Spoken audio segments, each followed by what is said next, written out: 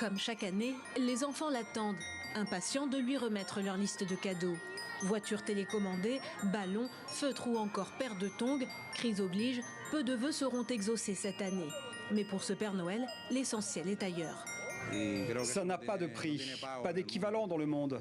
Quand on peut faire plaisir aux autres, quand on peut créer des illusions. Il y a ceux qui passeront un meilleur Noël, ceux qui passeront un Noël pire que d'habitude. L'important, c'est que les rêves ne soient pas perdus. Dans la réalité, la pauvreté contraint nombre de parents à choisir entre gâter leurs enfants ou les nourrir. Soit je lui achète des jouets, soit des chaussures, soit des vêtements, soit de la nourriture. Et mieux vaut les vêtements et la nourriture que les jouets. À 49 ans, cette mère de famille se souvient avec nostalgie du temps où le régime communiste distribuait des jouets gratuitement à chaque mineur pour la journée de l'enfant célébrée au mois de juin.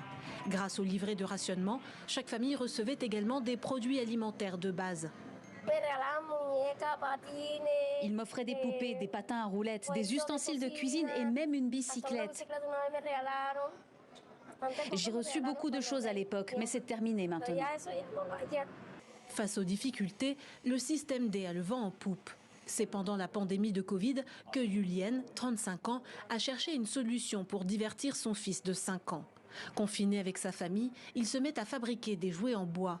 En récupérant de vieilles ferrailles, il construit lui-même sa machine à découper. Ça a changé ma vie, la façon dont les enfants et les parents conçoivent un jouet en bois avec une bonne finition, une bonne qualité, fabriqué à Cuba. Tout est fabriqué à Cuba, le bois, la main-d'œuvre, les dessins. Pour pouvoir créer, continuer à inventer, comme on dit à Cuba, il faut une grande dose d'émotion pour ne pas se laisser abattre et continuer à se battre pour nos enfants, parce que nous en avons vraiment besoin. À Cuba, l'esprit de Noël se perd en 1970 quand le régime communiste décide de ne plus faire du 25 décembre un jour férié.